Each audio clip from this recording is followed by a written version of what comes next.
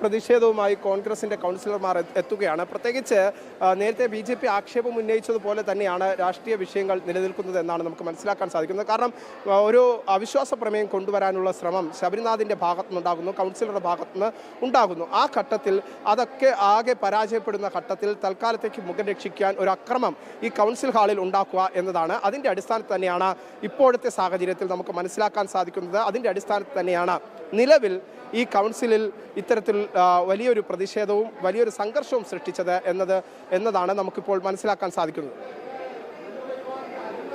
Yes Bineesh, അല്പസമയം മുമ്പ് ഈ ജനം ടിവിയോട് ആക്രോശിക്കുന്ന ശബരിനാഥിനെ നമ്മൾ കണ്ടു, കോൺഗ്രസ് കൗൺസിലർമാരെ കണ്ടു. അതായത് കൃത്യമായ ചോദ്യങ്ങൾക്ക് പോലും ഉത്തരം നൽകാൻ അവർക്ക് സാധിക്കുന്നില്ല.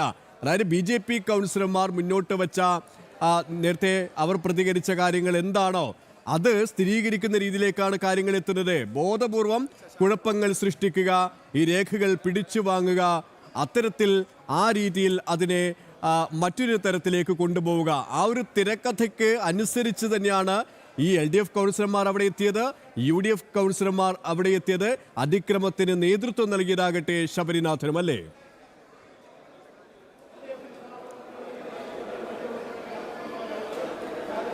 തീർച്ചയായിട്ടും അത് തന്നെയാണ് നമുക്ക് കാണാൻ സാധിച്ചത്. ആ ദൃശ്യങ്ങൾ തന്നെയാണ് ഇപ്പോൾ പുറത്തു വന്നിട്ടുള്ളത്. പക്ഷേ അദ്ദേഹം ശബരിനാഥ് പറയുന്നത് ഇത്തരത്തിലാണ്. തന്നെ ആദ്യം BJP കൗൺസിലറായ വിദ്യാഭ്യാസ സ്റ്റാൻഡിംഗ് കമ്മിറ്റി ചെയർമാനായിട്ടുള്ള ചെമ്പഴന്തി ഉദയൻ ഇത്തരത്തിൽ ആക്രമിക്കുകയായിരുന്നു എന്നതാണ്. പക്ഷേ ആദ്യഘട്ടത്തിൽ നമുക്ക് ദൃശ്യങ്ങളിൽ കാണാൻ സാധിച്ചത്, പ്രേക്ഷകർക്കടക്കം എല്ലാവർക്കും കാണാൻ സാധിച്ചത്, ശബരിനാഥിൻ്റെ കയ്യിൽ ഈ രജിസ്റ്റർ, കൗൺസിൽ ഹാളിൻ്റെ രജിസ്റ്റർ ബുക്ക് ഇരിക്കുന്നു. ആ ബുക്ക് ഇരിക്കുന്ന ഘട്ടത്തിൽ ആ രജിസ്റ്റർ ബുക്ക് നിലവിൽ അദ്ദേഹത്തിൽ നിന്ന് തങ്ങൾക്കും ഒപ്പിടണം എന്ന ആവശ്യം ഉന്നയിച്ചുകൊണ്ട് ആ ബുക്ക് വാങ്ങാൻ ശ്രമിക്കുമ്പോൾ അതിനെ തടസ്സപ്പെടുത്തുകയായിരുന്നു ശബരിനാഥ് ചെയ്തത്.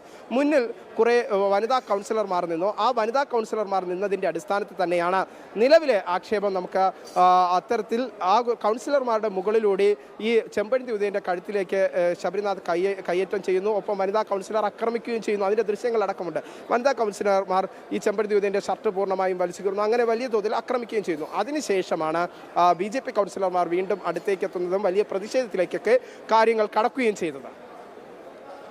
അതായത് നമ്മൾ ദൃശ്യങ്ങളിൽ നിന്ന് കണ്ടോ, ആ ദൃശ്യങ്ങളിൽ നിന്ന് നമുക്ക് കാണാൻ സാധിക്കുന്നുണ്ട് ചെമ്പഴന്തി ഉദയന്റെ വസ്ത്രങ്ങൾ വലിച്ചു കീറുന്നത്, UDF വനിതാ കൗൺസിലർമാരടക്കം ഈ ഒരു അതിക്രമം കാണിക്കുന്നത്, അതിന് പിറകിൽ ശബരിനാഥൻ നിൽക്കുന്നത്. ശബരിനാഥൻ ഈ വനിതകളെ മുൻനിർത്തിക്കൊണ്ടുള്ള അതിക്രമം കാണിക്കുന്ന ഒരു സ്ഥിതിവിശേഷം നേരത്തെ നമ്മൾ ചർച്ച ചെയ്തതുപോലെ തന്നെ, സൂചിപ്പിച്ചതുപോലെ തന്നെ, ഏത് തരത്തിലായാലും BJP ഭരണത്തെ, കോർപ്പറേഷൻ ഭരണത്തെ അട്ടിമറിക്കുക എന്നുള്ള ഒരു തിരക്കഥയനുസരിച്ചാണ് കാര്യങ്ങൾ നീങ്ങുന്നത്. അതിന് UDF കൗൺസിലർമാർക്ക് എല്ലാവിധ സഹായ സഹകരണങ്ങളുമാണ് LDFന്റെ ഭാഗത്തു നിന്നും പോലീസിന്റെ ഭാഗത്തു നിന്നും ഉണ്ടാകുന്നത്, അല്ലേ?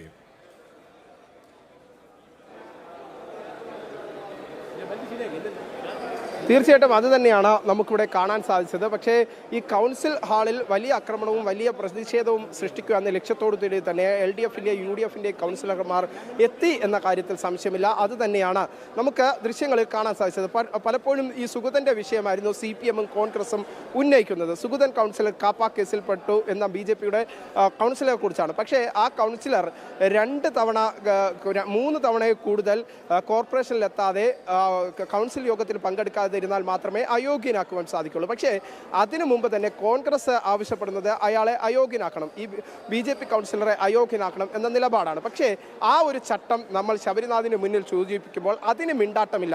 നമ്മളോട് ശബരിനാഥ് ആവശ്യപ്പെട്ടത് നിങ്ങൾക്ക് മുനിസിപ്പൽ ആക്ടിൻ്റെ ചട്ടങ്ങൾ അറിയാമെന്നാണ്. ആ ചട്ടങ്ങൾ അനുസരിച്ച് നമ്മൾ തിരിച്ച് ചോദ്യങ്ങൾ ഉന്നയിക്കുമ്പോൾ അദ്ദേഹം മറുപടി പറയുന്നില്ല.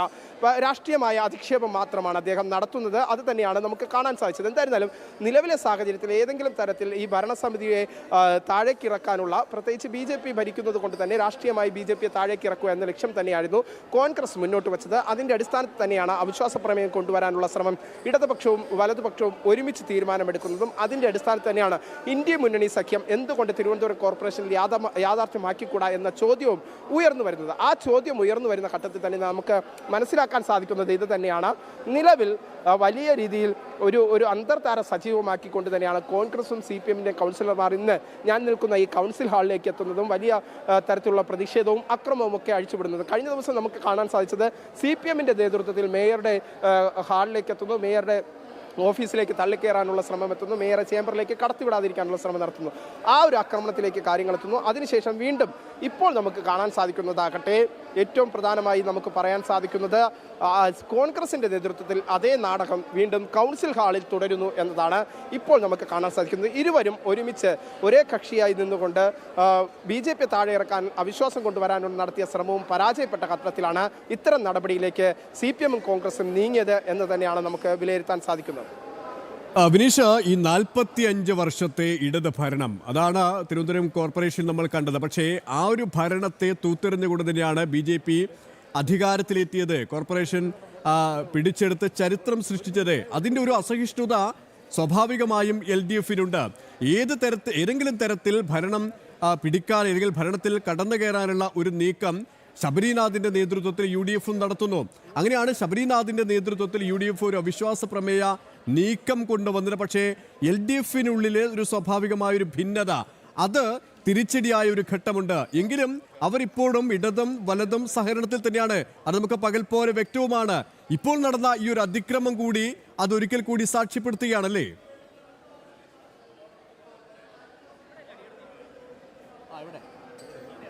തീർച്ചയാണ് ആ അതിക്രമവും കൂടി ഇപ്പോൾ സാക്ഷ്യപ്പെടുത്തുന്നത് തന്നെയാണ്. ആ ദൃശ്യങ്ങൾ പരിശോധിക്കുമ്പോൾ നമുക്ക് അത് തന്നെയാണ് മനസ്സിലാക്കാൻ സാധിക്കുന്നത്. നമുക്ക് കാണുമ്പോൾ ഇപ്പോൾ കൗൺസിൽ യോഗത്തിന് ശേഷം ഇപ്പോൾ ഇവരെല്ലാവരും മടങ്ങിയിരിക്കുന്ന ഒരു സാഹചര്യമാണ് ഉള്ളത്.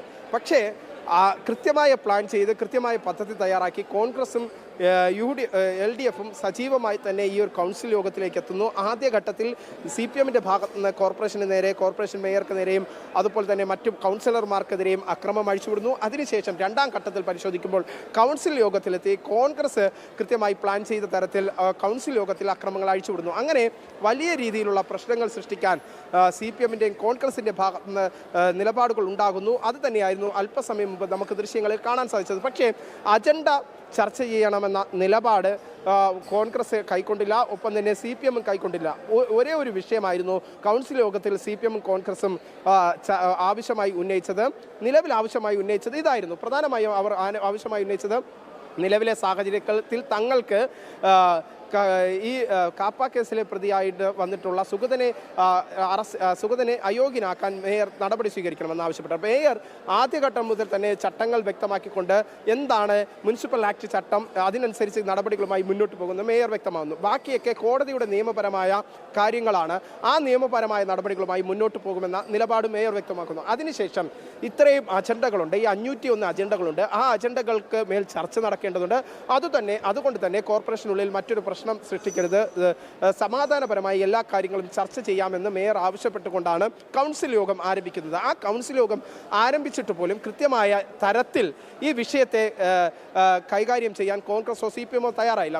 ആ ഘട്ടത്തിൽ ആദ്യം തന്നെ CPM വലിയ രീതിയിലുള്ള അക്രമം അഴിച്ചുവിടാനുള്ള ശ്രമം നടത്തുന്നു. വലിയ പ്രതിഷേധം ഞാൻ നിൽക്കുന്ന ഈ കൗൺസിൽ ഹാളിൽ നടത്തുന്നു. അതിനുശേഷം CPM-ന്റെ ഭാഗത്ത് നിന്ന് നമുക്ക് കാണാൻ സാധിക്കുന്നത് ഇത് തന്നെയാണ്.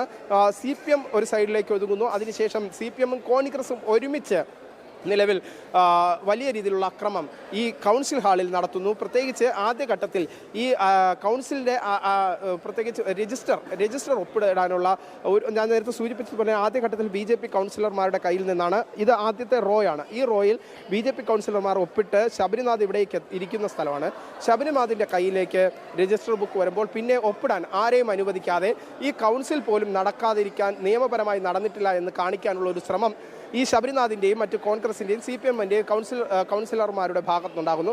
ആ ഘട്ടത്തിലാണ് നമുക്ക് മനസ്സിലാക്കാൻ സാധിക്കുന്നത് ഈ BJP-യുടെ വിദ്യാഭ്യാസ സ്റ്റാൻഡിംഗ് കമ്മിറ്റി ചെയർമാനായ ചെമ്പഴന്തി ഉദയൻ ഇവിടേക്ക് എത്തുന്നു.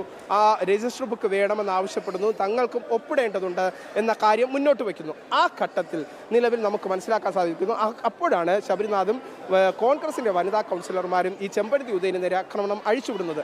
അത് നമുക്ക് ദൃശ്യങ്ങൾ പരിശോധിക്കുമ്പോൾ മനസ്സിലാക്കാൻ സാധിക്കും. സുരേഷ്, അത് തന്നെയാണ് ബോധപൂർവം അതിക്രമം, സംഘർഷം സൃഷ്ടിക്കാനുള്ള ഒരു നീക്കമാണ് തിരുവനന്തപുരം കോർപ്പറേഷനിൽ LDF-ഉം UDF-ഉം നടത്തിക്കൊണ്ടിരിക്കുന്നത്. ഇന്നും അത് തന്നെയാണ് ആവർത്തിച്ചത്. ചെമ്പഴന്തി ഉദയൻ എന്ന BJP കൗൺസിലർക്ക് ക്രൂരമായ മർദ്ദനമാണ് ഏറ്റത്. ബോധപൂർവം സംഘർഷം സൃഷ്ടിച്ച് കുഴപ്പങ്ങൾ ഉണ്ട് എന്ന് വരുത്തി തീർക്കാനുള്ള ഒരു നീക്കമാണ് നടത്തുന്നത്. വിനീഷാണ് വിശദാംശങ്ങൾ നൽകിയത്.